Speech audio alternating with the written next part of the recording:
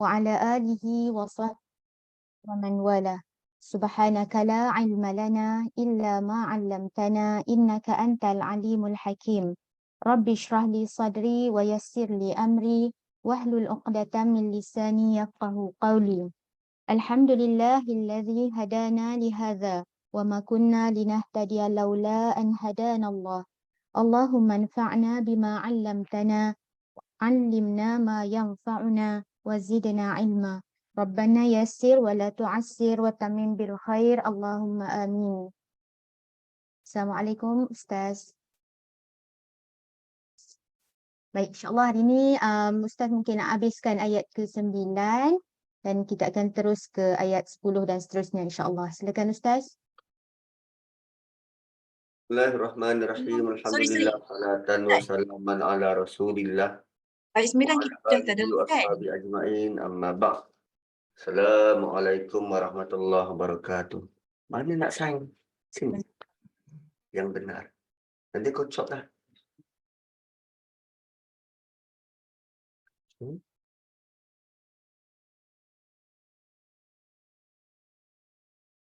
Yay. Itu je kan? Tapi yang lain tak nak?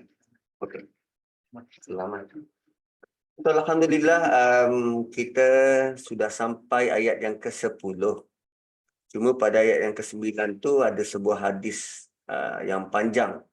Hadis Nabi yang panjang dan dia mengingatkan kepada kita tentang peristiwa pada hari tersebut. Peristiwa pada hari tersebut. Hari apa? Perang Badar tu. Perkataan iftastaghisun, ketika Nabi benar-benar berharap agar bantuan dan pertolongan datang daripada Allah, seolah-olah tastaghithun digambarkan macam minta hujan kan. Kenapa minta hujan? Kerana air adalah keperluan paling krusial untuk hidup. So bila tak ada air, cuaca kering, panas, kemarau, dan dia punya probability untuk meninggal dunia tu tinggi. Jadi bila kita minta hujan turun tu, kita benar-benar minta bagai nyawa jadi taruhan. So sama keadaannya bila kita berperang ni, itu kan nyawa jadi taruhan. Jadi kita minta Allah benar-benar menangkan pasukan ini, dan ini merupakan peperangan pertama. Maka permintaan Nabi pada waktu itu sangat intens. So daripada Imam Ahmad mengatakan telah menceritakan kepada kami Abu Nuh Qirat dari Ikrimah Ibnu Ammar, dari Sama' Al-Hanafi Abu Zamid, dari Ibnu Abbas, dan dari Umar Ibn Khattab, bahawa ketika perang Badar, Nabi memandang kepada semua sahabatnya yang saat itu berjumlah 300 orang lebih. Nabi juga memandang kepada pasukan kaum musyrik. Ternyata jumlah mereka 1000 orang lebih. Kemudian Nabi menghadapkan dirinya ke arah kiblat. Saat itu baginda memakai kain selendang dan kain sarung. Lalu berdoa, "Ya Allah, tunaikanlah kepadaku apa yang telah Engkau janjikan kepadaku. Ya Allah, jika golongan kaum muslimin ini binasa, maka Engkau tidak akan disembah di bumi ini selama-lamanya." Itu bentuk doa dari Nabi. Nabi mohon Allah tunaikan janji. Sebab Allah beri janji pada surah Muhammad, orang akan menang. Dan Nabi beritahu realiti, bila pasukan ini kalah, possibility Allah tidak akan disembah di muka bumi selama-lamanya. Gitu. Kerana Nabi sedar dia adalah Nabi dan utusan terakhir. So kalau sampai situlah ayatnya, maka possibility untuk benda itu berlaku ada. So Nabi terus menerus memohon pertolongan kepada Tuhannya dan berdoa kepadanya sehingga kain selendangnya terlepas dari bahu. Oh, macam mana bentuknya tu? Kan Nabi pakai kain ridak tu kan? So, bila berdoa, Nabi, kita angkat tangan. Nabi juga angkat tangan. Dan bila intensiti permohonan tu semakin tinggi, Nabi akan tinggikan tangan. So, bila tinggikan tangan, ada kebarangkalian kain ridak yang ada dekat bahu ni akan jatuh sebab ada pergerakan besar. Itu yang berlaku. Jadi, kain tu jatuh dan lalu Abu Bakar datang menghampiri baginda dan memungut kain selendangnya. Kemudian disandangkan di tempatnya. Abu Bakar letak semula. Dan Abu Bakar tetap berdiri di belakang Nabi. Kemudian Abu Bakar berkata, "Wahai Nabi Allah, cukuplah permohonanmu kepada Tuhanmu, kerana sesungguhnya dia pasti akan menunaikan apa yang telah dijanjikannya kepadamu." Maka Allah menurunkan firman-Nya. Ayat ni, "Istastaghithuna rabbakum fastajaba lakum anni mumiddukum bi alfin minal malaikati murdifin." Maka setelah terjadi pertempuran di antara kedua pasukan dan Allah mengalahkan pasukan kaum musyrik sehingga 70 orang daripada mereka gugur, sedangkan 70 orang lainnya tertawan. Di sini Allah sebut alfin, 1000 malaikat. Tapi kalau baca surah Ali Imran misal kata, ada 3000, ada 5000. Kenapa beza-beza sedangkan perang yang sama? Gitu. So, janji asalnya 1000. 1000. So, bila tengah berperang, diorang dengar ada tentera tambahan kepada musyrikin Mekah. So, kalau janji asal 1000 lawan 1000, okey, masih confident. Tapi bila ada tentera tambahan datang dari Mekah, diorang sudah mula goyah. Well, manusia memang macam tu. Kan, dengar ada tambahan, dia mula goyah. Maka Allah beri bantuan tambahan 3000. 3000. So, janji ketiga dengan 5000 malaikat itu jikalau tentera musuh menyerang tiba-tiba dari arah yang tidak diketahui. Bayangkan tengah-tengah perang ni, perang, bila sebut perang, dia punya possibility ni banyak. Kadang ada musuh daripada arah yang tak menentu. Ini level sahabat, tuan-tuan. Level sahabat pun Allah datangkan janji yang berulang kali. Janji yang berulang kali. So, kita rasa, adakah dengan sekali baca ayat Quran tu, kita boleh berdamai dengan janji Tuhan? Tak, sebab tu ayat Quran tu perlu dibaca berulang kali. Sampai kita benar-benar rasa lega dengan janji yang sedang terpapar dalam ayat tu. Pada level sahabat pun diulang penegasan janji daripada 1000 malaikat kepada 3000 kepada 5000. Itu komitmen daripada Allah. Tak kala kita, kan, ini juga bukti bahawa ketika manusia datang berjalan kepada Allah, Allah akan datang berlari. Kan, manusia mendekati sahasta, Allah akan mendekati sedepa. Itu bentuk-bentuknya lah. Dan possibility untuk Allah membantu kita tinggi ketika kita benar-benar mahu beriman. Seperti yang Ustaz Syahmi sebut minggu lepas, datangi Allah dengan jiwa hamba, maka bantuan Allah hampir pasti sampai. So, menjadikan diri sebagai hamba itulah cabaran kita. Menjadikan diri sebagai hamba itu benar-benar cabaran. Kemudian wama ja'alallahu illa busyra. Dan Allah tidak menjadikan semua itu melainkan dia merupakan berita gembira. Walitatma'inna bihi qulubukum, supaya hatimu tenang dan tenteram. Wa man nasru illa min indillah, dan tiadalah bentuk bantuan kemenangan kecuali dari Allah. Innallaha azizun hakim. Inilah bukti bahawa Allah itu aziz, tidak terkalah, dan Allah maha bijak. Okey. So, wama ja'alallahu illa busyra. Janji Allah untuk menurunkan malaikat tu, janji Allah untuk menurunkan malaikat itu hanya sebagai berita gembira. Realitinya Allah turunkan bala tentera malaikat tu untuk boost moral umat Islam je. Maknanya mereka benar-benar menang menggunakan tenaga. Betul ada cerita tentang nampak kepala terpenggal, Umar sendiri nampak kepala melayang sebelum sampai pedang dia.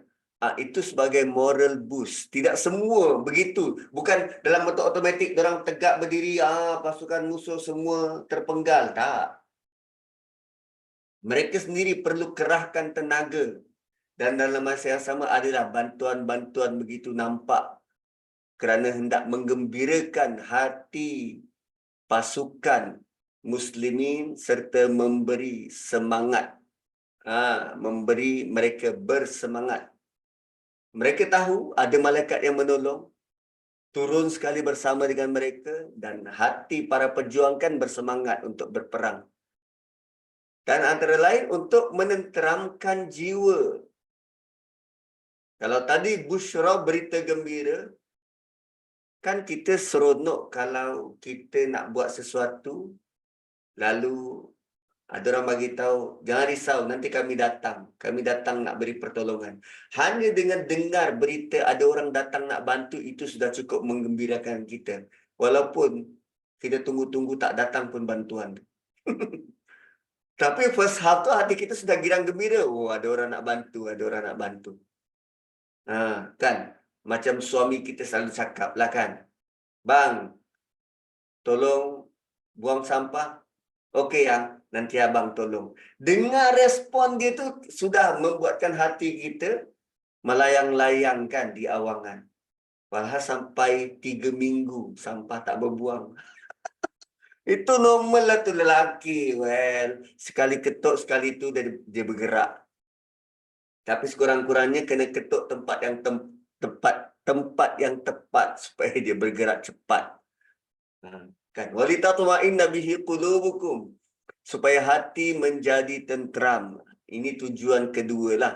Hati itu menjadi tenteram. Sebab bila hati tidak tenteram, kemenangan sukar dicapai.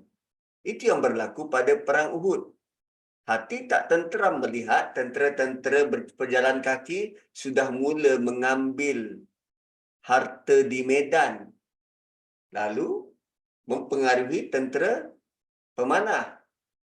Hati tidak tenteram. So, bila mereka rasa lega, dah tentu harapan untuk menang, potensi untuk menang menjadi lebih tinggi. Lebih tinggi. Dan realitinya Allah tak perlu pun turunkan malaikat. Kan, sehebat malaikat Jibril itu sendiri, kan, dengan kuisan jari kaki dia menghasilkan air zam-zam, cukup dia seorang je. Sebelah sayapnya sudah menutup ufuk timur dan barat. Ni sampai 1000 malaikat kot. Ini kalau tuan-puan biasa main game ni, ini dia istilah ni overkill. Kan, overkill. Tapi sebab Allah nak naikkan semangat. naikkan semangat. Dan walaupun malaikat itu turun, ini tidak menjadikan tanggungjawab manusia berperang tu menjadi diangkat. Tak. Tak, Allah mau lihat usaha malaikat tu dan mau lihat kebergantungan terus-terusan kita kepada Tuhan. Gitu. Ini bukannya istilah ni apa nama main tipu cheat code. Tak. Mereka sendiri merasai intensiti peperangan tu. Tak tahu apa perkataan dalam bahasa Melayu menunjukkan intens. Apa intens? Apa nama tekanan kot. Sensasi, Ustaz. Sensasi. Wow. Mendengarnya sudah rasa teruja. Sensasi, intensity, sensasi. Okey? Lepas ni boleh digunalah tu. Sensasi. Okey. So, innallaha azizun hakim. Kenapa Allah tutup ayat ni dengan aziz dan hakim? Sampai bila-bila pihak musuh takkan boleh mengalahkan Allah, dan tindakan Allah menurunkan malaikat itu tepat pada masanya. Tindakan yang sangat bijaksana. Kebijaksanaan Allah bukan sekadar menjanjikan sengit, intensity sengit pun boleh. So, hakim di sini, dia bukan saja melihat kepada janji Allah yang begitu tepat, tetapi bagaimana pilihan menentukan siapa yang menang. Siapa yang menang? 300 lawan 1,000, 300 patut menang ke atau bagaimana? Dan itulah bentuk perancangan yang terbaik. Sama macam selepas ini, walaupun kalah, tetapi dari sudut pengajaran, pendidikan, ibrah yang digapai oleh umat sepanjang zaman itu cukup berharga. Kan selepas ini perang Uhud kalah. Ternyata kalah. Dan laki Khalid Al-Walid tidak meneruskan serangan selepas daripada itu. Diorang sendiri melarikan diri. Itu juga ada proses hakim di situ. Bijaksananya Allah dalam menentukan. Dan kalau dipikir balik, semua ini sudah tercatat di Lauh Mahfuz 50,000 tahun sebelum sebelum alam ini dicipta. Itu sudah sangat menjadikan kita rasa, wow, hebatnya perancangan Allah. Lama dahulu sudah ada.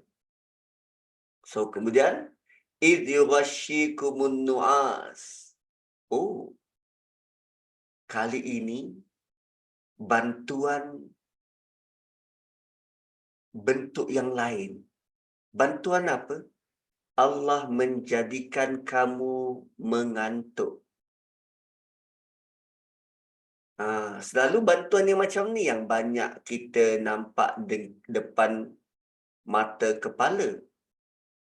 Ini sebab keempat, kenapa Allah yang layak mengatur harta rampasan perang. Kenapa? Bentuk bantuan yang Allah beri. Apa dia?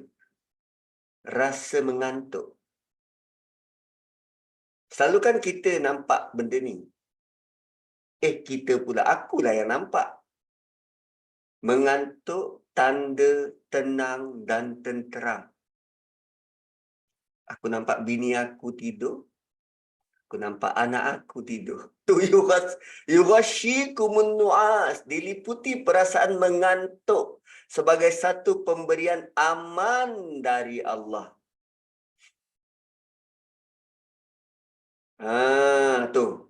Ini pengalaman doktor ni, kalau sebelum exam mengantuk tu biasanya boleh jawab soalan dengan baik. Dia sudah sampai tahap, aku tak boleh pergi dah ni, tak boleh pergi, kena tidur sekejap ni. Tuan-puan, kita tak pernah menghadapi perang. Tapi kita tahu, kesengitan suasana nak berperang itu tidak memungkinkan kita tidur. Besok nak exam, malam ni boleh tidur ke? Kecuali kalau dia sudah bersedia, hatinya tenang, dia boleh tidur. Yang tak sedia, isteri nak bersalin, suami boleh tidur ke? Kecuali kalau dia tahu isteri dia sekali bersin keluar anak tu. Anak dah 11 orang. Yang pergi layang naik Grab. Tapi untuk anak pertama, kan? So, rasa sensasi itu tak memungkinkan kita tidur, apatah lagi nak rasa mengantuk. Tapi ini pemberian. Ini perang pertama. Bukan diorang dah berkali-kali berperang. Tidak. Perang pertama untuk agama ini. So, bila Allah beri satu pemberian nikmat dalam bentuk rasa mengantuk, macam mana tengah perang boleh timbul rasa mengantuk sedangkan mereka sedang menghadapi mati. Sedar-sedar, dah dekat barzah, boleh jadi macam tu. Sepatutnya perang mendatangkan gelisah yang amat sangat. Orang yang mengantuk ni, dia sudah sangat tenang. Tengok, esok nak nikah pun tak tenang. Fikir macam-macam. Allah boleh beri perasaan mengantuk.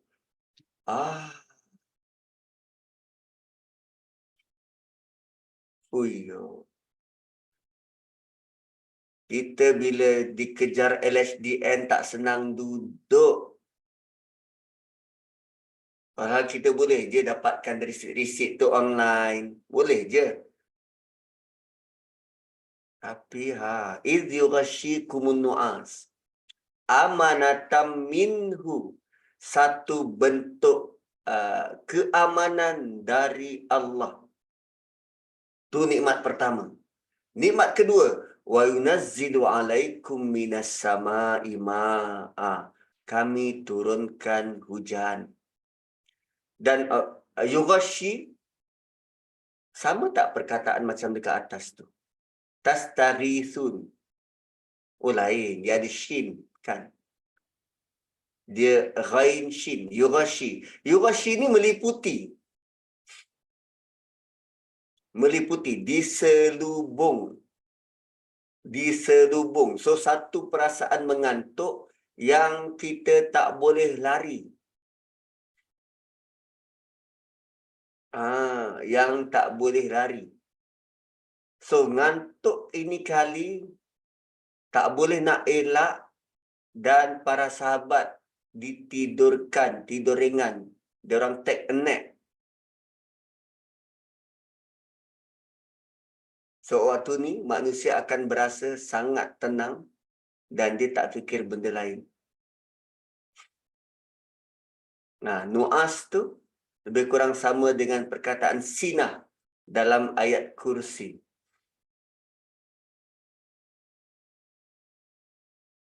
Dan bentuk ketenangan hati itu, ialah orang lain tengah gelisah, kita tenang. Kita tak dapat nak gambarkan macam mana, apa perasaan orang-orang kafir bila melihat orang Islam sempat tidur lagi kat depan mata. Kan Abu Talha kata dia termasuk salah seorang yang terkena rasa mengantuk tu dalam perang Uhud. Dan sesungguhnya pedang dia jatuh berkali-kali. Macam mana? Nak perang pedang jatuh dari tangan, tidur. Dia tidur. Bila pedang dia jatuh, maka dia pungut balik. Bila jatuh lagi, dia ambil lagi. Bila jatuh, dia ambil lagi. Sungguh dia melihat pasukan kaum Muslim terlentang, tidur.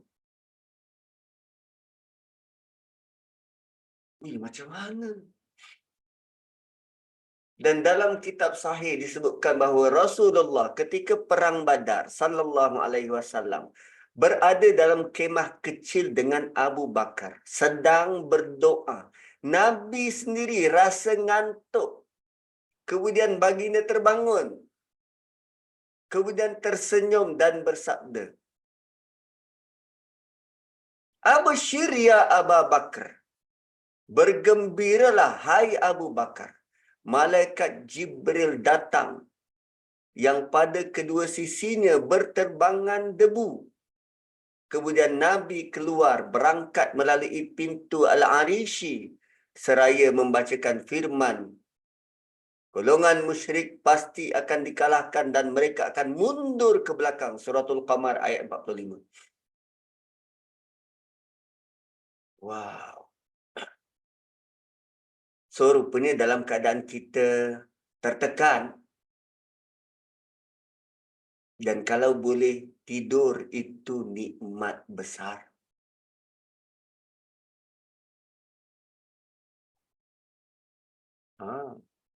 Ngantuk aman ni iya. Kalau dalam kisah Perang Badar ni, itu bentuk bantuan daripada Allah. Nak beritahu pada para sahabat, inilah bentuk nikmat yang kami beri. So, untuk kita, dalam keadaan kita tak tenteram, kita gelisah, takutkan sesuatu, tidaklah intensitinya itu macam perang, tapi kita ada kegusaran-kegusaran tu. Dan kita masih boleh tidur. Itu nikmat dari Tuhan. Allah mahu kita sedar, nampak ini nikmat dari Tuhan. Sebab kalau kita tak sedar, tak nampak itu bentuk nikmat, kita rasa kita berhak untuk tentukan sesuatu. Contohnya macam pembahagian harta ni.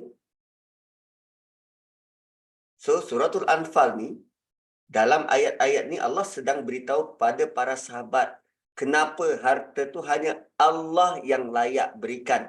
Sebab this is my favor to you. Allah mahu mereka kenang balik bentuk-bentuk bantuan dari Allah.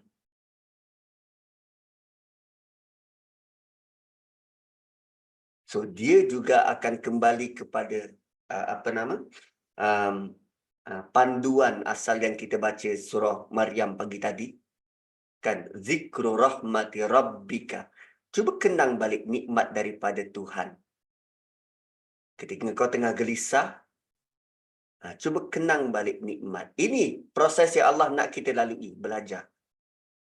Kita khawatir, kita takut, kita gelisah, kita sedih, apa pun impak negatif yang kena pada kita, cuba kenang balik nikmat-nikmat yang Allah beri. Tinggal lagi para sahabat ini, waktu mereka hidup, wahyu turun. Lalu Allah mengajar mereka untuk kenang nikmat itu live daripada Nabi.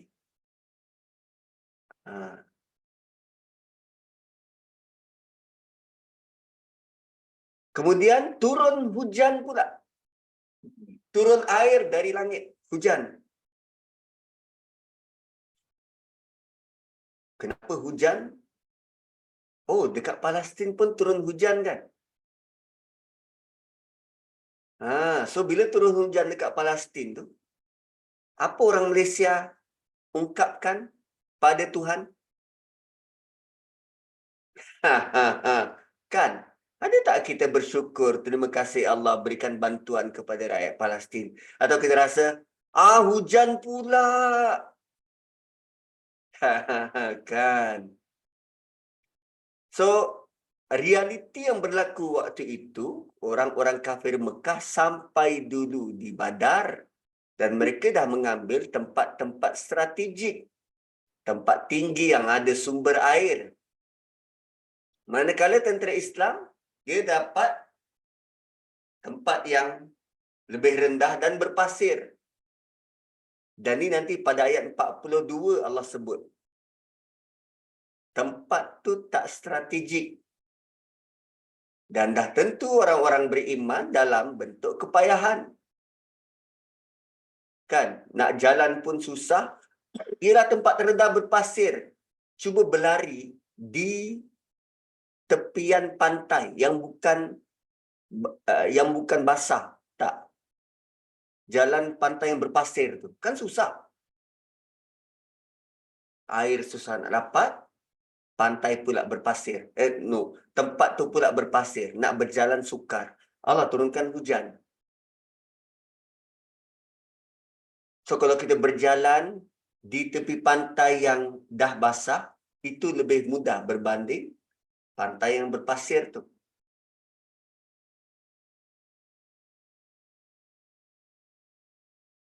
So Allah turunkan hujan untuk memudahkan tanah yang berpasir tadi menjadi keras, memudahkan pergerakan mereka.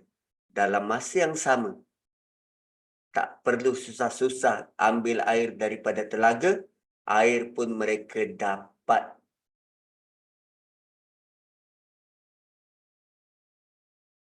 Dan dalam masa yang sama, tanah tinggi yang mereka duduki, hujan turun. So tanah di tempat tinggi mungkin berbatu mungkin. Apa kesan hujan pada tanah berbatu? Boleh jadi lecak, berlopak dan licin. Mereka susah nak bergerak.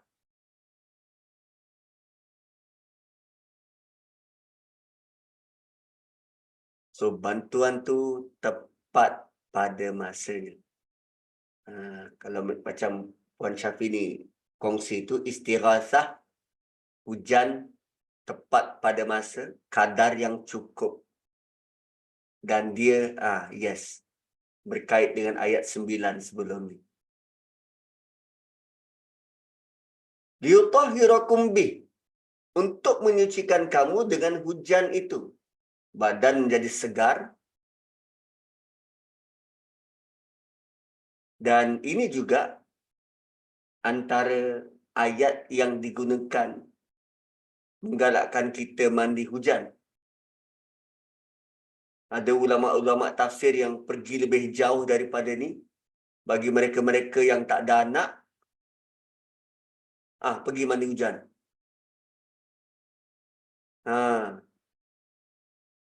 Kan? Sebab mereka meyakini air hujan itu menghidupkan. Tapi orang tua kita cakap apa? Weh, jangan mandi hujan, kau demam kan? Lepas tu, ada pula pendapat yang cuba mengharmonikan dua keadaan ini.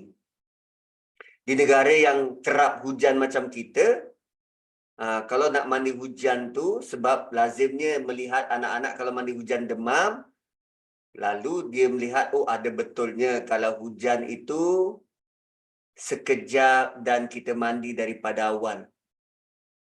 Sebab ada kotoran-kotoran yang dibawa oleh hujan tu turun. Tapi selepas 10 minit, kotoran semua sudah turun, air yang turun tu fresh, mandilah sepuasnya.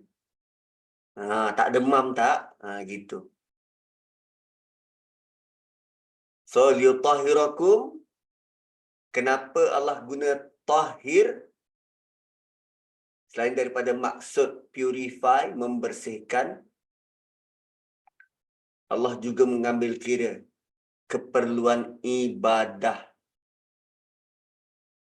Keperluan ibadah.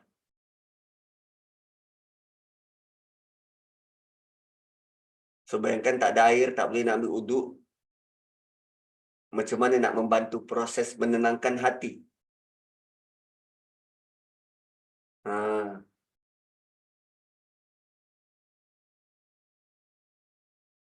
Berdosa kalau mandi waktu tu, hujan turun waktu spring sejuk. Itu kalau mandi memang cari nahas. Mana lebih seronok? Mana lebih sesuai? Cuaca panas atau cuaca sejuk? Saya rasa untuk manusia ni baik cuaca panas.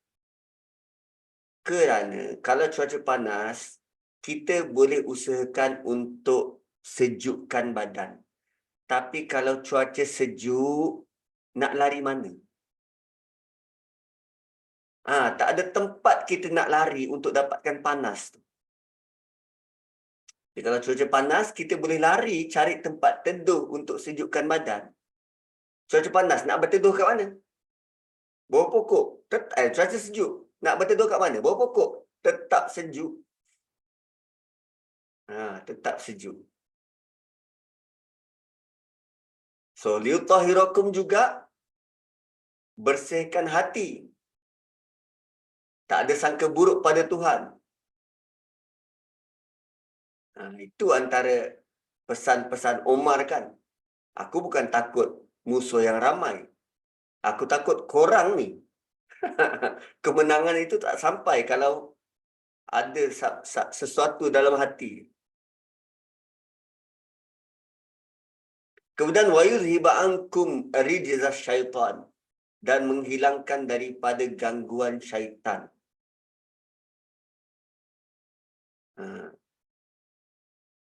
So kalau kita campur ayat tu daripada awal, Allah beri ngantuk untuk tidur, kemudian turunkan air hujan, dan kemudian menghilangkan bisikan syaitan. Maka adalah yang kata, kena mandi hujan kalau nak buang sihir. Tapi di sini maksudnya Allah menghilangkan bisikan syaitan yang duk bombarding hati orang-orang beriman ni, nak kata Allah tak tolong pun mereka. Syaitan yang menghasut kita supaya hilang rasa yakin pada bantuan Tuhan. Dengan turunnya hujan itu, kan beri isyarat bahawa bantuan tu datang dari langit. Ali Ibn Talha diriwayatkan daripada Ibnu Abbas bahawa Nabi ketika berangkat menuju Badar dan sampai padanya lalu turun daripada unta untuk berehat. Saat itu pasukan kaum musyrikin berada di dalam posisi antara mereka dan mata air. Dan terdapat banyak tumpukan-tumpukan pasir, macam bukit-bukit pasir. Sedangkan keadaan pasukan kaum muslim sangat lemah. Lalu syaitan menyusup rasa kebencian di hati mereka dan membisikkan godaannya di antara mereka. Dia kata apa? Kalian mengaku bahawa diri kalian adalah kekasih Allah dan antara kalian terdapat Rasul. Tapi tengok kaum musyrik ternyata dapat menguasai air. Sedangkan korang kan lepas tidur tadi, tuan-tuan bayangkan tidur tu ada yang sampai kena mandi janabah. Itu bentuk bisikan dalam hati. Kata Allah bersama engkau, Nabi bersama engkau. Tengok orang kaya dekat Malaysia siapa? Kan semua orang Cina. Itu bisikan syaitan lah tu. Lepas tu diluahkan oleh siapa? Pakar-pakar motivasi kita. Satu orang Islam kena kaya. Jom masuk forex. Suka-suka dia. So, bentuk bisikan tu sama. Dia guna nama Allah, guna nama Rasul. Kata Rasul bersama engkau, tak menang pun. Itu teknik dan taktik syaitan. Gitu. So, maka Allah menurunkan hujan kepada pasukan Muslim. Hujan yang cukup lebat. Bukan renyai-renyai. Cukup lebat. Sehingga orang-orang Islam beroleh minum dan dapat bersuci. Dan dengan bantuan itu Allah hilangkan godaan syaitan daripada mereka. Dan tanah berpasir menjadi padat dan kuat. Sehingga orang dengan mudah dapat berjalan di atasnya. Begitu pula haiwan kenderaan mereka. Lalu pasukan Muslim maju menuju ke arah pasukan musyrik. Kemudian Allah turunkan bala bantuan. Bala bantuan kepada Nabi berupa 1000 malaikat. Dan malaikat Jibril turun bersama 500 malaikat di satu sisi. Sedangkan di sisi lain turun malaikat Mikail dengan membawa 500 malaikat lagi. Dua panglima Allah turunkan. Malaikat Jibril dan Mikail. Masing-masing bawa 500. seorang sikit. Dan ini dalam hadis sahih. Waliyarbita ala qulubikum. Bila nampak ngantuk, tidur, nampak hujan. Semua itu mengukuhkan apa yang ada di dalam. So, rupanya bukti-bukti alam yang kita lihat itu akan membantu menguatkan hati. Akan membantu menambahkan iman.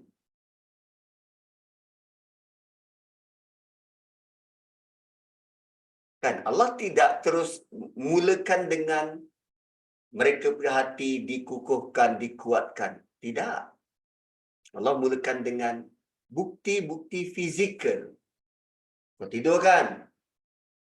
Ada hujan kan? Itulah yang menjadikan hatimu teguh.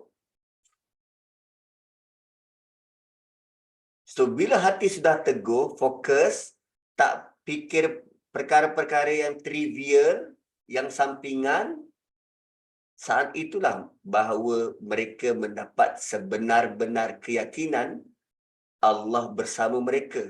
So, bila hati sudah kuat, kukuh, langkah semakin teguh. Wa yuthabbita bihil aqdam.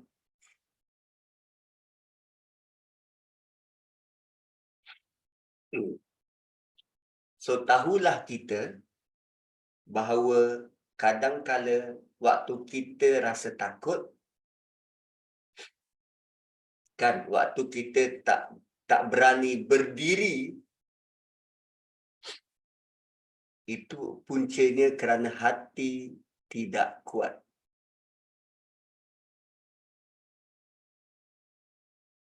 Kalau sekaranglah kita diberi seruan untuk berperang, hati kita cukup kuat tak? Hati tak kuat, oh, kaki kita takkan boleh berdiri.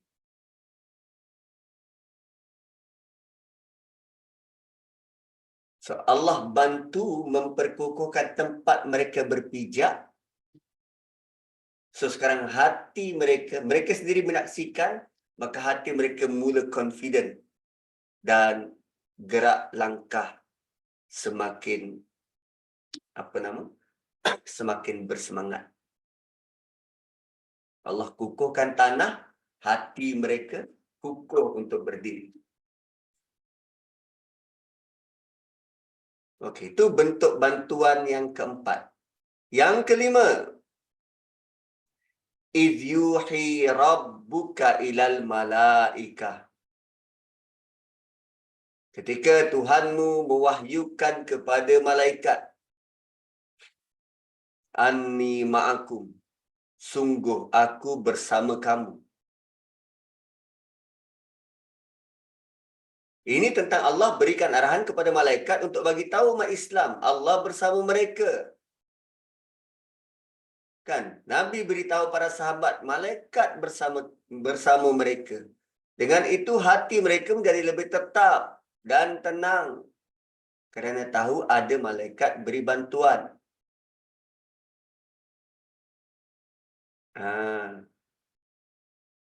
Kan, macam kita kata kita bersama perjuangan PMX.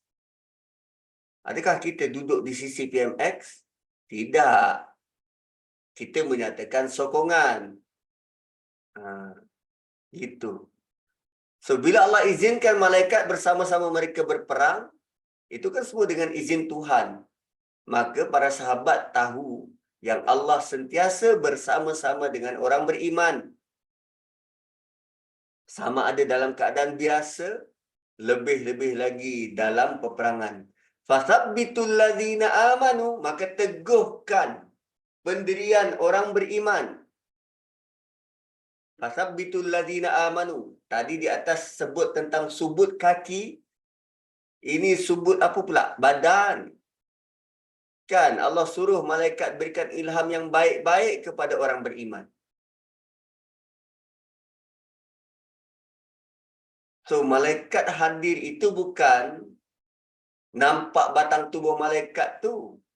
Kan malaikat yang membisikkan perkara-perkara baik. Kan fa'alhamaha fujuraha wa taqwaha. Siapa yang datangkan ilham tu? Malaikat. Ilham takwa. Kalau tadi sudah dihapuskan bisikan syaitan, sekarang malaikat pula ambil alih untuk berikan bisikan-bisikan baik agar kaki terus melangkah ke depan dan tidak berundur ke belakang. Sa'ulqi fi qulubil ladzina kafarur ru'b. Dan bila nampak tentera Muslim semakin mara ke depan, maka aku, Allah kata, aku isi hati orang kafir dengan perasaan gerun.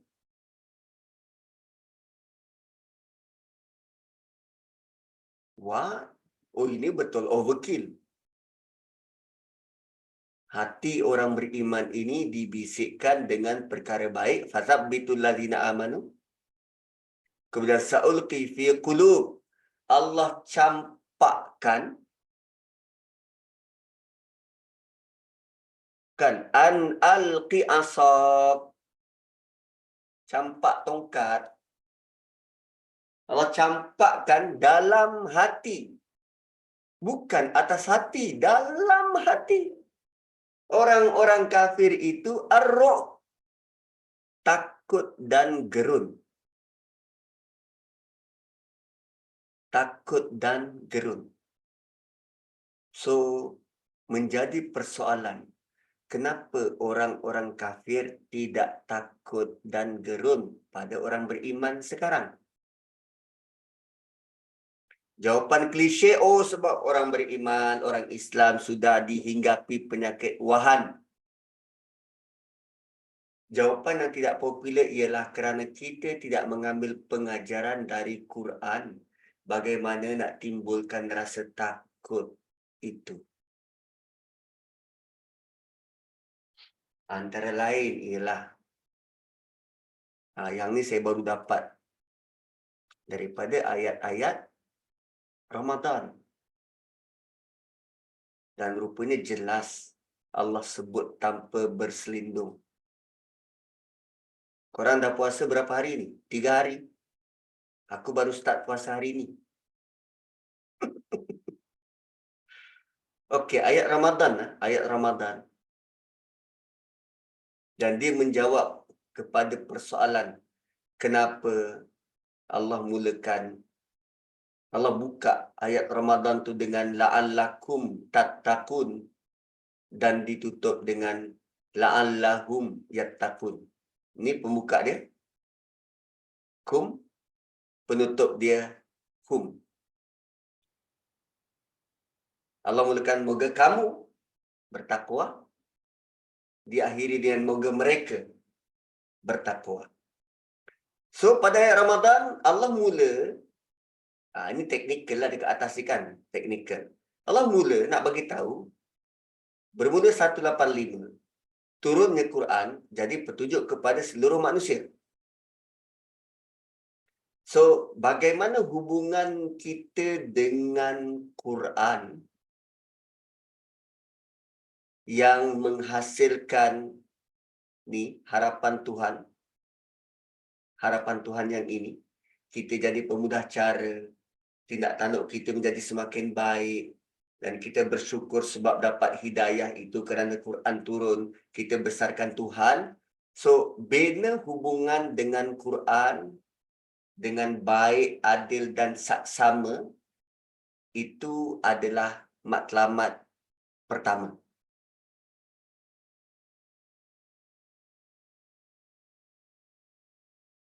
Sebab tujuannya ni hudal linnas. Supaya kita memandu manusia lain. Kita dilantik oleh Allah untuk memandu manusia lain. So, perkara pertama yang kita perlu crucial ialah bina hubungan dengan Quran. Perkara kedua, tolong cari Tuhan. So bergantung kepada Tuhan. La'allahum yarshudun. Bergantung kepada Tuhan. Kalau dengan Quran itu, turun Quran, ekspektasi Tuhan ialah syukur, maka bila kita cari Tuhan, ekspektasi Allah ialah kita dapat rasyadah. Kita dapat petunjuk. Kita diiringi sepanjang jalan. So, bina hubungan dengan Quran, kemudian bina hubungan dengan Tuhan dalam Ramadan. Misi ketiga. Oh, sebelum tu, misi kedua tu, falyastajibu li wal yu'minu bi. Ni, dalam pada kita mencari Tuhan, kita akhirnya akan sampai kepada konklusi apa saja arahan Tuhan, aku jawab. Dan aku benar-benar beriman. Maksud jawab tu execute. Bukan hanya sami'na wa ata'na, bukan hanya itu. Ini gabungan sami'na wa ata'na. Execute. Istajib. Tapi sayangnya Tuhan, Allah guna sin. Ini bermaksud komitmen kita. Aku akan jawab. Yastajibu. Allah tahu kita banyak kelemahan. Ada yang tak tahu nak buat apa. Yes, belajar dulu. Dan buat. Begitu.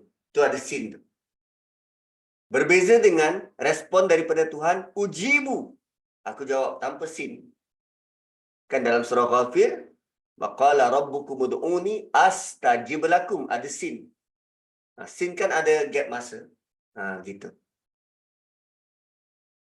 Kemudian, perkara ketiga yang kita perlu buat ialah bina hubungan kasih sayang. Bermula dengan keluarga. 4 baris Allah beri. 3 baris setengah. Allah beri untuk bina cinta, kasih sayang. Bina persefahaman itu sehingga kita dengan pasangan ibarat baju. So, selagi mana kita dengan pasangan bukan macam baju, nampaknya banyak lagi ruang untuk improvise.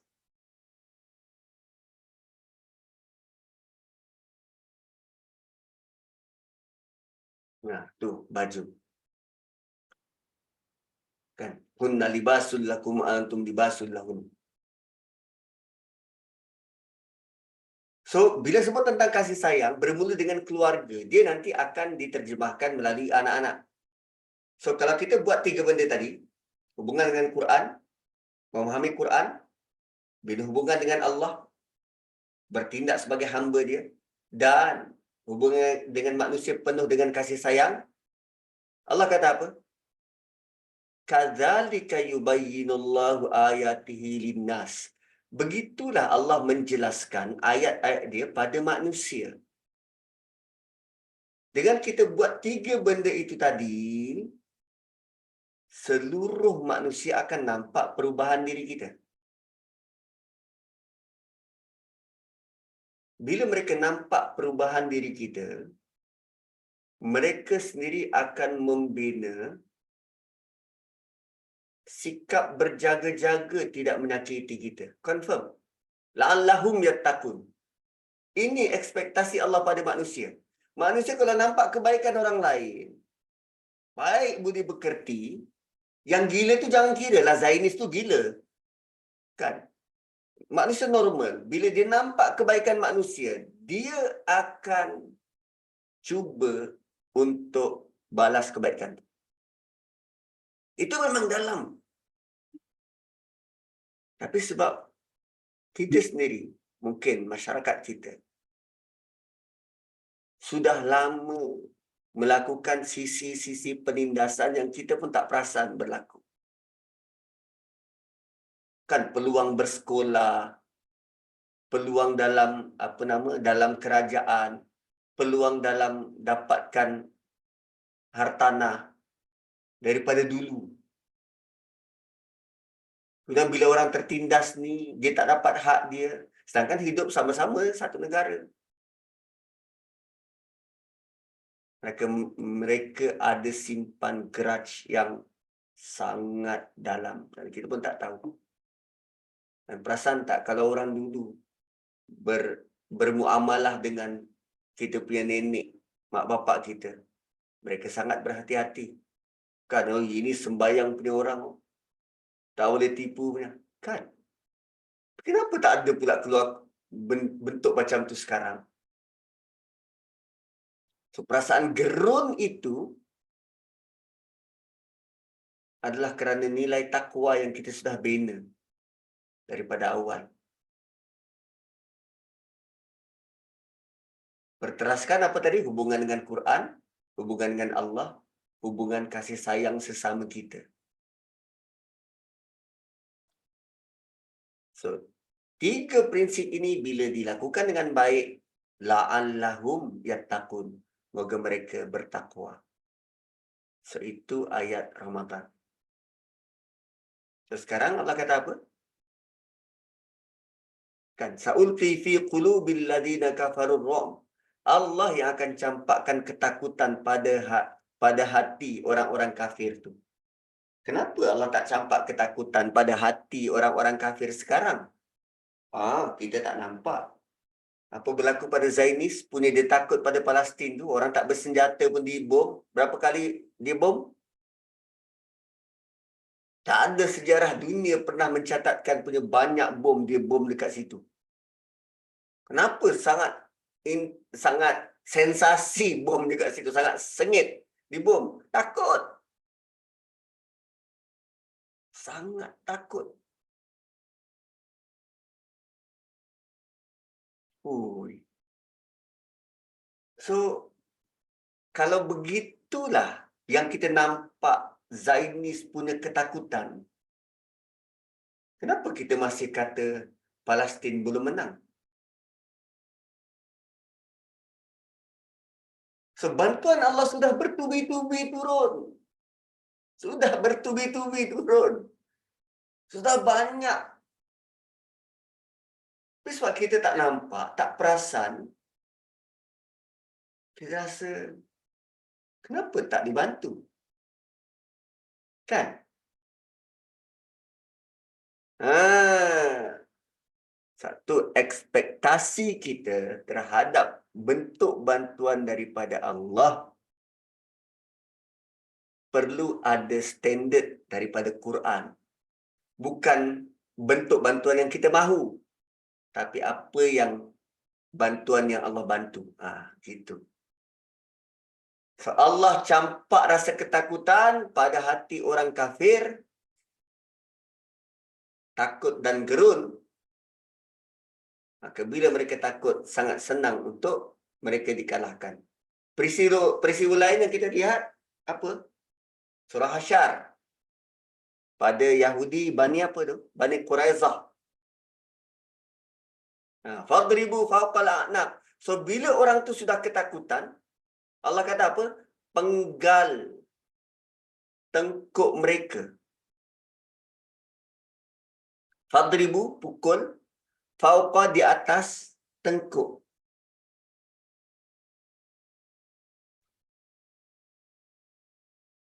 Kan, fadribu fawqal a'naq. Penggal atas tengkuk. Tuan-puan, pernah tengok tak orang berperang? Dalam peperangan, tengkuklah part yang paling yang paling diprotek, yang paling dipelihara. Tapi sekarang Allah gambarkan, setelah Allah campak ketakutan, seolah-olah orang-orang kafir ni suruh tengkuk, penggal lah. Macam tu. Ayat Allah ni menggambarkan orang-orang kafir tu macam dia suruh tengkuk, penggal lah. Fadribu fawqal a'naq, penggal tengkuk mereka. Sedangkan pada waktu itu para sahabat, Pedang pun tak ada 8 bilah. Nak penggal pakai apa? Tapi Allah kata penggal kepala mereka. Kan?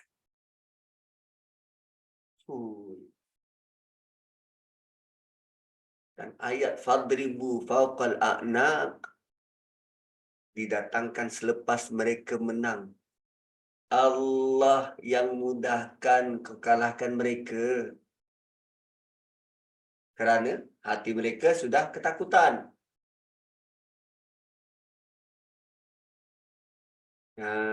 Gitu. Dan kenapa? Penggal kepala ni dia menggambarkan hilang rasa belas. Dan kenapa ayat tu dalam bentuk penggal? Kenapa dimatikan terus? Sebab mereka adalah golongan terkuat menentang. Maka arahan dari Allah, penggal kepala. Ingat lagi Abu Jahal yang mati waktu ni? Abu Lahab. Abu Jahal yang mati waktu ni. Sebelum dipenggal, dia suruh penggal atas sikit. Kau nak penggal lah, penggal atas sikit. Saat nanti bila orang tengok, wah dia ni mati dengan berani. Dia tak nak mati macam orang biasa. Gitu. Itu bentuk-bentuk mereka punya ego kan. Dan ayat ni kan suruh penggal kepala. Kan macam, halal ni bunuh orang-orang yang menentang dakwah ni. Kan? Macam ayat arahan, penggal saja kepala mereka. So adakah kita boleh terus mana-mana yang menentang dakwah, terus penggal kepala? Tu kalau baca sekerat kita dapatlah maklumat sekerat. So kita perlu mematuhi syarat-syarat peperangan. So kalau semboyan tidak dibunyikan, kita tak boleh berperang. So semboyan peperangan hanya boleh dibunyikan oleh khalifah. So sekarang dunia Islam siapa khalifahnya? Tak ada. Tak ada. So bila tak ada khalifah, jangan ambil tindakan sendiri. Satu ulama kata tak ada. Kita zaman bila tak ada khalifah, dia tak boleh ambil tindakan sendiri. Arahan negara ni pergi perang mereka. Pergi perang sana. Tak boleh. Tak boleh. So wadribu minhum kullabanan. Dan pancunglah tiap hujung jari mereka atau tiap anggota mereka. What? Bukan pancung kepala je? Setiap anggota pancung?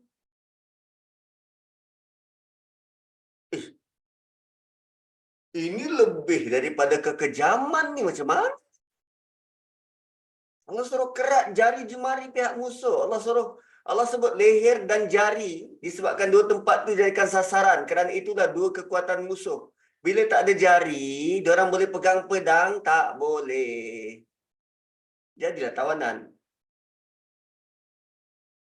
So kalau engkau tak nak penggal di pihak kepala, yang paling kuat menentang, yang orang-orang biasa ni, penggal jari.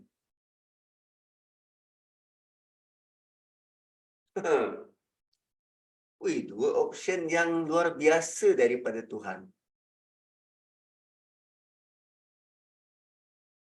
Kenapa tak kata pukul saja badan mereka, kaki mereka? Arahan daripada Allah jelas untuk menyekat kemarahan musuh. Bukan tujuan untuk melepaskan geram. Maka serang tempat yang patut saja. Kalau boleh lumpuhkan, lumpuhkan. Cara nak lumpuhkan jari. Tapi kalau jenis macam Abu Jahal, Leher. Yang pengikut bawahan ni marahin yang dia ni pun diupah. Jari sudah. Dalam begitu pun Allah masih menunjukkan belas kasihan. Ada manusia-manusia mungkin dia dipaksa untuk ikut perang tu. Lainlah. Lain. Kan tak sangka pula penggal jari tu kita nampak. Rahmat Tuhan luar biasa. Penggal jari untuk lumpuhkan je dia. Aduh. Kulabanan. Bila jari dah tak ada, nak pegang senjata macam mana? So, dia akan buat apa? Mengaku kalah. Okey, tawan. Tawan. So, kenapa boleh berperang kepada mereka? Zalika bi annahum syaqqullaha wa rasulah. Ini alasan kenapa boleh berperang. Sebab mereka menentang Allah dan Rasul. Syaqqu.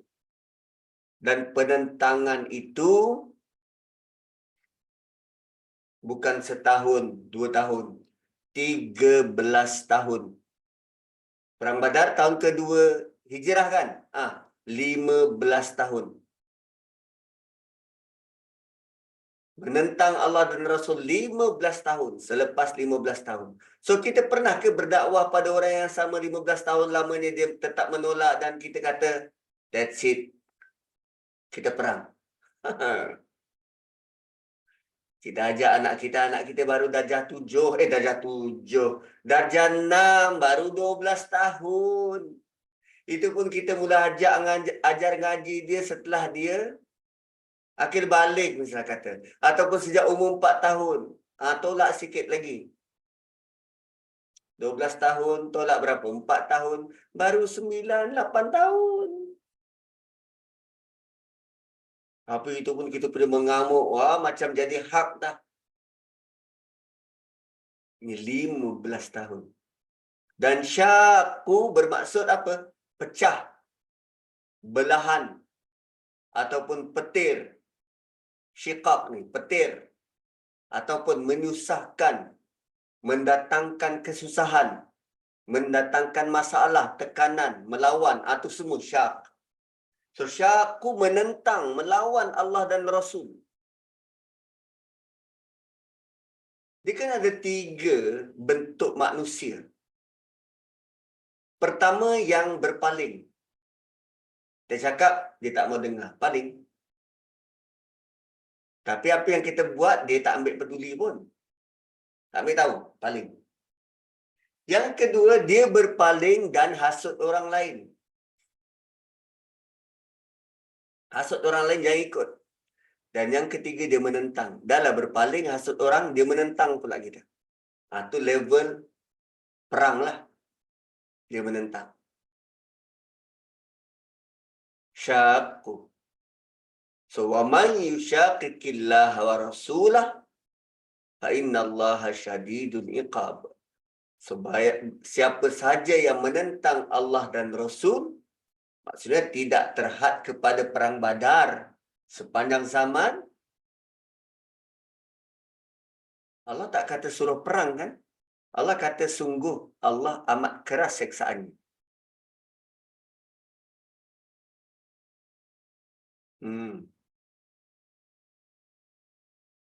So, ingatan ni yang kita perlu sampaikan pada non-Muslim. Kau tak setuju dengan Islam, okey. Tapi jangan menentang. Jangan buat provokasi. Sebab azab Allah tu keras.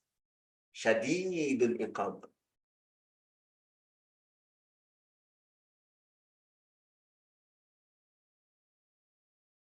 Dan bentuk fa innallaha syadidul iqab, Allah bukan kata aku akan azab. Allah cuma kata dia ada rotan. Allah cuma kata rotan dia tu keras. Macam bapak kita kan. Kita nakal. Okey, siapa buat macam ni? Daddy ada rotan yang keras. Dia tak kata Daddy akan rotan.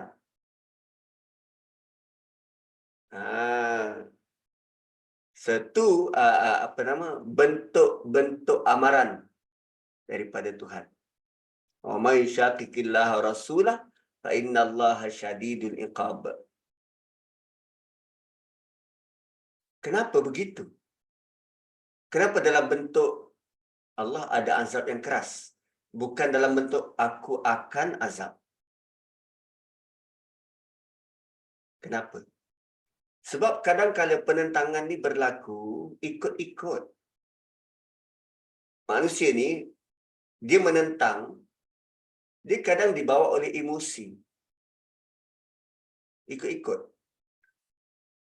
So, di situ juga ada potensi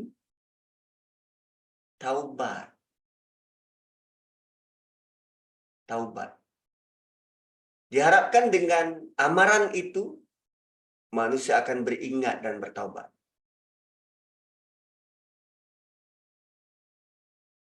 Nah, kalau ayat yang pertama ni, zalika bi annahum syaqullaha wa rasulah. Ini untuk orang-orang musyrikin Mekah yang sedang berperang ni. Yang di sini, wa may yushaqiqillah, ini untuk akan datang.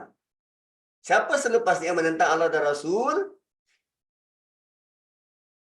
Fa innallaha syadidul iqab. Ini untuk akan datang. Orang sekarang menentang kan? Zalikum fadzuqu wa anna lil kafirina azaban nar. Dan itulah azab. Atau zalikum fadzuqu. Azab tu rasakanlah. Oh, ini azab di dunia. Orang-orang kafir tu kalah. Kalah perang. Kalah dan menghadapi kematian.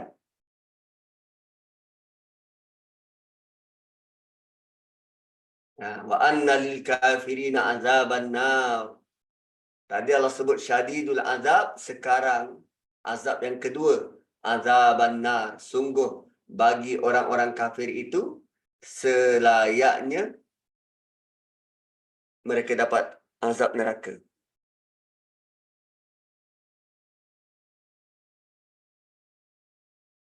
Gitu. Okay, next. Ya ayyuhalladzina amanu. Wahai orang beriman. Tadi ayat sebelum sampai ayat ke-14, itu tentang favor yang datang daripada Allah. Sekarang bermula ayat 15 ini, arahan untuk taat kepada Allah dan Rasul. Dan Allah ajar cara-cara berjihad.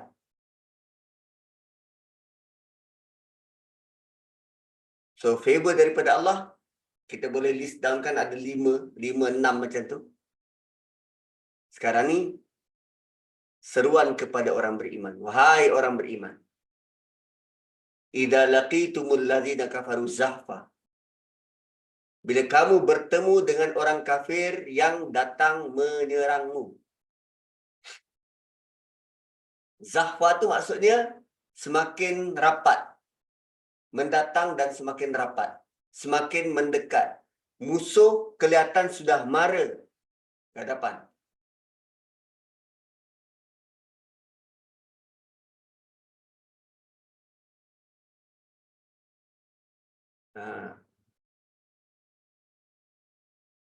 Kita tak pernah kan merasai sensasi ini. Tuan-tuan pernah tak ikut kursus mana-mana diajar berperang? Pernah main paintball? Paintball tak pernah? Ni nanti hujung-hujung minggu bolehlah ajak cik abang pergi main paintball. Bang, jom kita perang main paintball. Takut kena tembak kan? Sekarang gambarannya tuan-puan. Okey, lepas ni. Cuba tengok balik Lord of the Ring tu. Cerita Lord of the Ring. Situ ada gambaran dua pihak sedang berhadapan. Dua pihak sedang berhadapan dan satu pihak dalam keadaan disadvantage. Satu lagi seramai-ramai tidak. So, sekarang Allah beri gambaran begini. Kalau kau nampak musuh ni datang makin rapat, makin dekat, makin rapat, makin dekat, jangan lari. Fala tuwalluhumul adbar. Jangan mundur, jangan lari. Fala tuwalluhumul adbar. Jangan mundur. Arahan pertama, nak berperang kena berani. Apa perlu dibuat? Jangan mundur.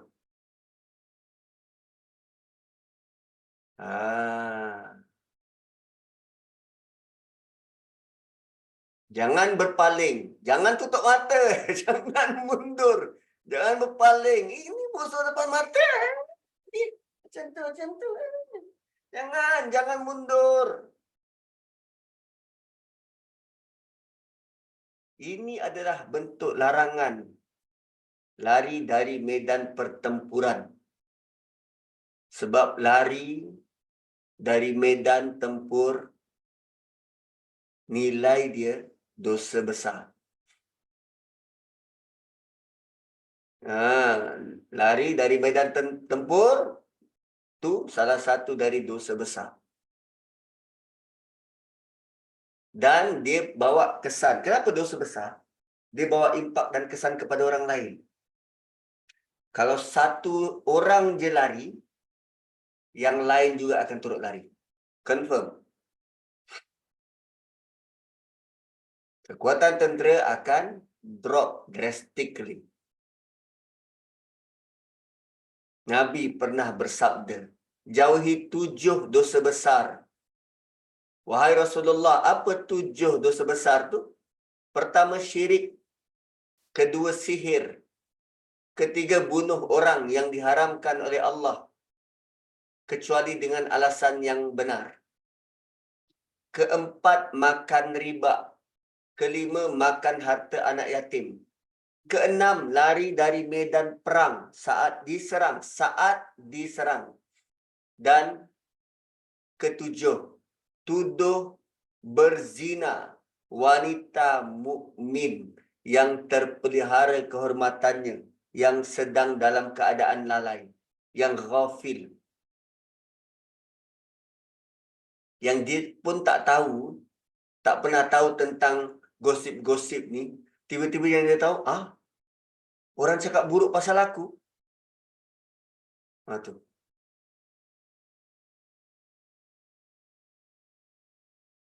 Dalam banyak-banyak 7 dosa besar ni tuan-puan, ada satu dosa besar berkaitan dengan wanita.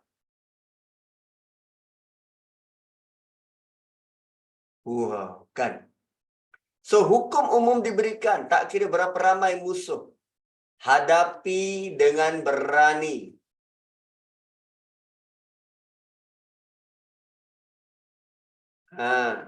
Tapi nanti dalam ayat 65, dia ada peraturan yang jelas. Nisbahnya apa? 1 dengan 10. 1 nisbah 10. Satu orang tentera Islam, maksimum dia boleh hadapi 10 orang musuh. Wih, potensi apa yang Allah beri ni? 1, maksimum dia boleh hadapi 10. Kalau lebih, boleh berundur.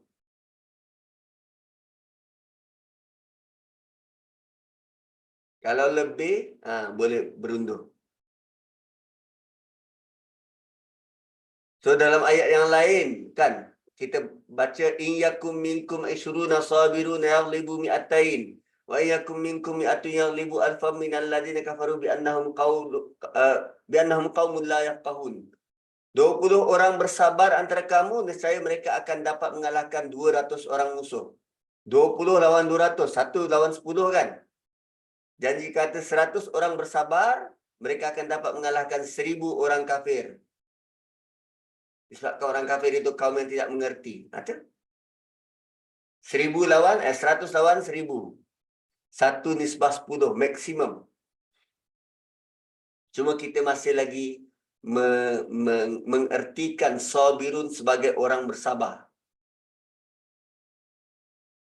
Sedangkan sabirun dekat situ bukan sabar yang kita biasa tahu. Sabirun dekat situ ialah dia terlatih. So, melatih kepakaran berperang ini perlu kesabaran yang tinggi. Komitmen dan konsistensi. Itu gambaran sabar dalam perang. Bukannya, oh sabar je lah. Dia letak aku kat sini, oh sabar. Bukan macam tu. Sabar dekat sini, dia melalui latihan demi latihan. Macam kes Daud kalahkan Jalut. Daud membina kepakaran menggunakan apa nama tu? Slingshot. Dia biasa mengembala kambing dan dia biasa menembak tepat dekat dahi serigala yang cuba kacau kambing-kambing dia. Tu kepakaran tu. Slingshot. Sebab korang tak pernah berperang kan? Sama, aku pun tak pernah. Tapi main game perang tu aku pernah. Jadi setiap askar ni perlu dilatih sehingga capai tahap sabar tu. Tahap kepakaran.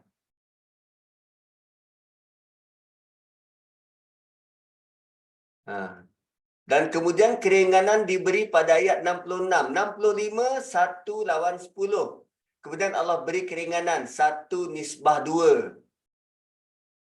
Sekarang Allah telah meringankan kepada kamu dan dia mengetahui bahawa padamu ada kelemahan. Maka jika ada antara kamu 100 orang yang sabar, nescaya mereka akan dapat mengalahkan 200 orang kafir. Tu.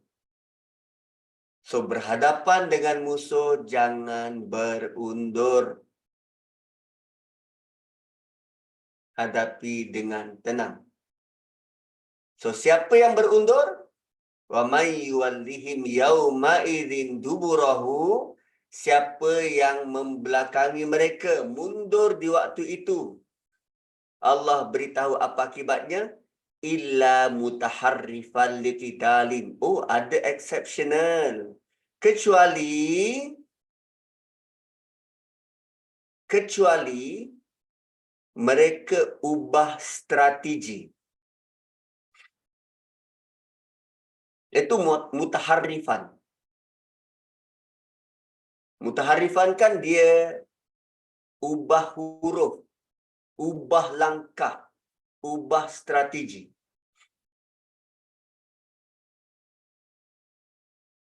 So, ada dua saja yang boleh berundur. Pertama mutaharrifan, yang kedua mutahayyizan. Mutaharrifan tu ubah strategi. Mutahayyizan bergabung dengan pasukan lain. Mutahayyiz tu maksudnya menyertai.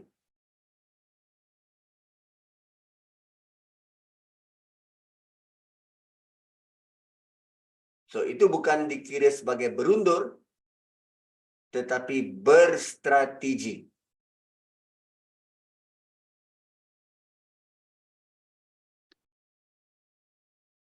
Dan strategi ni banyak. Strategi perang ni banyak. Tuan-puan boleh baca buku Art of War, Sun Tzu kan? Sun Tzu. Atau bacalah strategi-strategi perang daripada Nabi. Ui, banyak. Antara lain, katalah yang di barisan hadapan ada 300 orang. Katalah 300 orang. Yang datang menyerang ni 1000 orang. Macam perang Badar ni, 1000 orang. So, daripada 300 orang ni, 20 orang lari. 20 orang lari. Musuh confident tak? Tengok, diorang lari. Kejar. Sedang mereka mengejar sampai ke bukit kiri kanan, rupanya pasukan pemanah sedang menanti. Tengok dari atas. Itu counter attack. Itu boleh. menurut Sa'id Ibnu Jubair dan As-Saddi, counter attack. Itu strategi itu mutaharrifan, strategi. Sekejap. Tuan-tuan pernah baca ke mana-mana buku teks agama yang sebut tentang strategi perang? Allah guna satu perkataan dan kita boleh ulas panjang lebar tentang strategi perang dalam kitab suci. Fui, dahsyat. Dan selepas dapat ayat mutaharrifan, mutahayyizan, tengok strategi perang Uhud. Habis suruh 40 orang atas bukit ni kan sudah berstrategi. Fast learner. Fast learner. Illa mutaharrifan liqitalin au mutahayyizan ila fi'ah. Atau bergabung dengan tentera lain.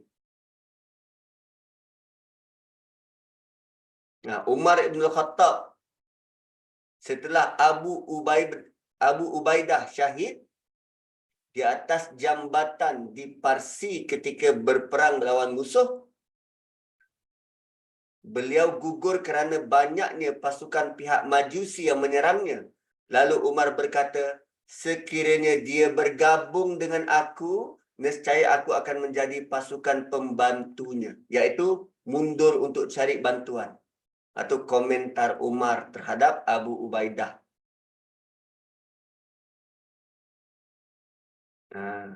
Faqad ba'a bi ghadabin minallah. Selain daripada alasan itu, sungguh orang itu berundur kembali membawa kemurkaan Allah. Ma'ai. Ini bukan kaleng-kaleng dia punya amaran. Kau berundur, kau cari nahas. Kau cari kemurkaan Tuhan. Sebab kenapa? Kenapa manusia berundur? Apa alasan yang paling logik untuk kita guna? Kenapa manusia berundur dari medan perang? Dia mahu selamatkan. Dia mahu selamat. Rupanya Allah janjikan murka Tuhan. Kau selamat kat mana? Sama ada kau berhadap dengan musuh atau berhadapan dengan murka Tuhan. You choose.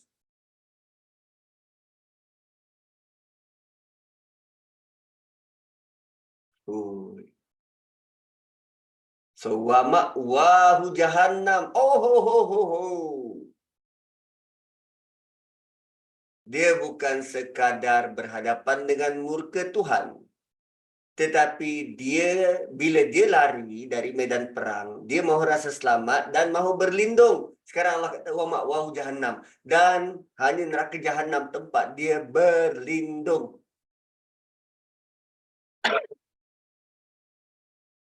Mereka akan duduk dalam neraka. Ma'wa kan tempat kembali, tempat berlindung. Awi perlindungan. Iz awal fisyatu ila kahfi. So, bi'sal masir itulah tempat yang seburuk-buruk tempat kembali. Sudah habis Ailio. Lepas ni aku ada ceramah pula kat JPM. Masak dah ni. Dah pagi tadi dah start ya. Dari pagi tadi. Itu masuk darurat boleh buka puasa ke? Aduh. Start. Tapi begitulah. Yes. Apa tu kan Syida ni bab baru dapat dah berkenaan surah Anfal dengan peperangan ni kan, tapi kau start macam kenapa ya sampai macam amaran Allah tu sampai ke neraka jahanam tu Allah bagi kan, seburuk-buruk tempat yang kembali tu kan. Dia cuma kata macam belot lah lari daripada peperangan. Tapi kan macam jahanam terus Allah bagi. Tapi still Islam. Macam Syida tu dia nak bukan. Buat semua tahu hukuman dia kan pada yang macam dia tak serius berperang ke, macam dia patah balik belakang ke, macam dia ya Ustaz, kenapa sebab nak ke jahanam? Okey. Jahanam ni kan tempat yang sangat ekstrim. Sangat ekstrim. Tiba-tiba Jahannam. Ya, ada betulnya juga jawapan Allah mahu menguji kesetiaan. Cuma Allah nak bagi tahu risiko kerana engkau satu orang akan mengakibatkan orang lain juga terkena. Sebab bukankah dalam doa Nabi tadi, kalau kami kalah, tak ada orang dah sembah engkau. So risikonya itu besar. Bukan hanya tentang diri dia, tetapi tentang ummah, tentang manusia keseluruhannya. So kalau dia buat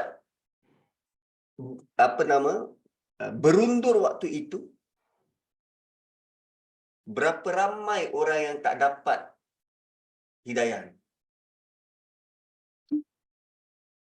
So berdasarkan pemberat itu, weightage itu, apa hukuman yang paling waras untuk dia?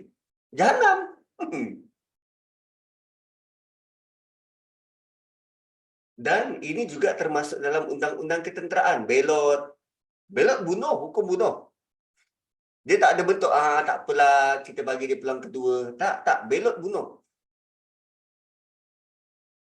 Tapi dalam kes Perang Uhud, tentera-tentera itu tidak dijatuhkan atas hukuman belot. Kerana ada arahan Allah kan, fabima rahmatin minallahi lintalahum. Yang itu berbeza pula.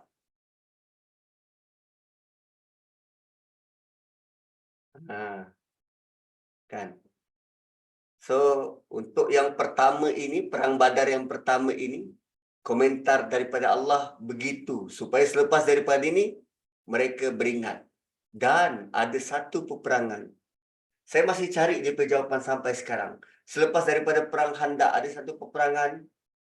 Para sahabat lari dari medan perang sampai masuk rumah. Lari balik Mekah sampai masuk rumah. Saya belum jumpa, entah mungkin tak baca kot, belum jumpa lagi apa alasan mereka buat begitu. Ada satu peperangan, lari. Sedangkan mereka-mereka ni sudah diuji sampai ke Perang Khandaq, sudah diuji sampai ke Hudaibiyah. Gitu. Soalan di FB, Ustaz, 1 versus 10 ni adakah berdasarkan sunnah ataupun interpretasi ulama? Itu berdasarkan ayat 65 surah ini. Surah Anfal ni. Cuba cek ayat 65, Allah sebut 10 orang lawan 100, 100 lawan 1000. Kemudian ayat 66, Allah sebut 1 lawan 2.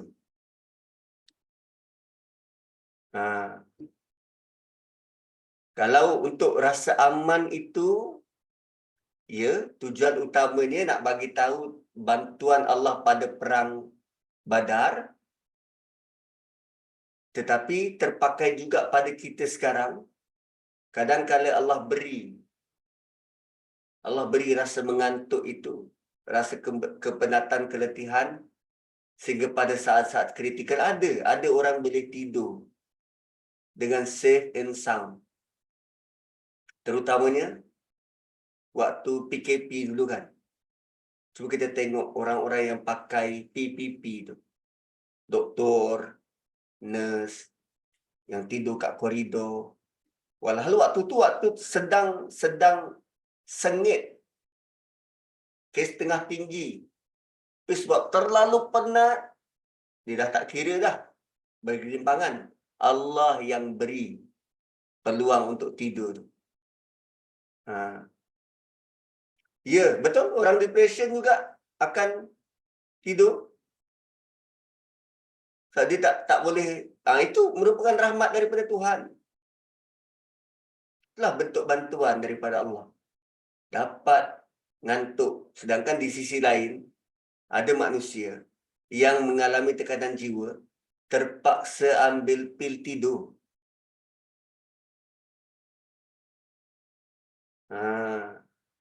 Gitu.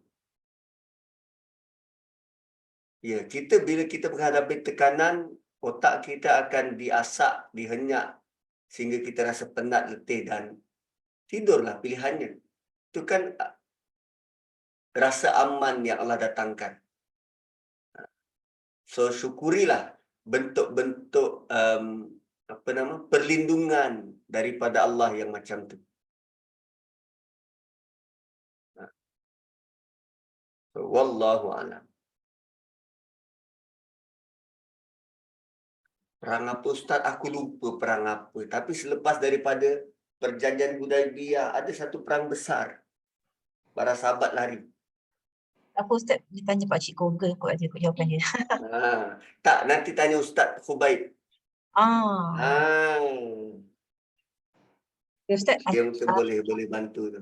sampai ke 11.35 dah Ustaz. Alhamdulillah pencerahan Ustaz pagi ni membuka mata kita lah, walaupun Ramadan ni kan mata kecil-kecil semua, tapi Alhamdulillah sebabnya kata strategi peperangan pun dia bawa pada peperangan seterusnya lah, lepas pada Badar dengan Khandaq, dengan Tabuk yang sekian-sekian berdasarkan pada ayat-ayat daripada ayat 5 sampai ke 14 ni kan, strategi peperangan kan insyaAllah. Yang kita faham lah tu Ustaz kan, sebelum ni kita memang tak mereka maksudnya sebelum ni dengan surah Al-Anfal ni macam biasa-biasa je, tapi ada Ustaz dah explain macam ni, rupanya ada kat situ benda yang penting kan, benda-benda buat perangan kita memang macam bila kita dah terdabur, bila kita selalu dah terdabur, kita faham benda ni sekian Ustaz. Jadi Alhamdulillah pagi ni Ustaz explain kat Syedab dah boleh catch up sikit-sikit lah benda ni Ustaz. Walaupun macam bila juga lah kenapa perangan kan kita orang perempuan ni, perangan ni kita tak masuk sangat kan, insyaAllah. Terima kasih Ustaz. Saya penat penjelasan pagi ni, kita sambung pada sesi akan datang pada menghadapan insyaAllah. Dengan itu kita end sesi kita dengan tasbih kafarah dan juga surah Al-Asr. Subhanakallahumma bihamdik nashhadu an la ilaha illa anta wa nastaghfiruka wa natubu ilaika wal asri innal insana lafi khusr illa alladhina amanu wa amilus solihat wa tawasaw bil haqqi wa tawasaw bis sabr. Assalamualaikum warahmatullahi wabarakatuh. Terima kasih semua, terima kasih. Salam. Terima kasih Ustaz. Tapi buka nanti lepas azan lah ya, bukan azan Zuhur. Tak pernah lagi tengok Ustaz pakai tie first time. Okey, terima kasih semua. Terima kasih Liza. Silakan Liza. Dengan itu kita Assalamualaikum warahmatullahi wabarakatuh. Silakan. Okay, saya tutup ya. Terima kasih semua. Okay. Terima kasih Kak Azim. Assalamualaikum. Waalaikumsalam. Terima kasih Liza.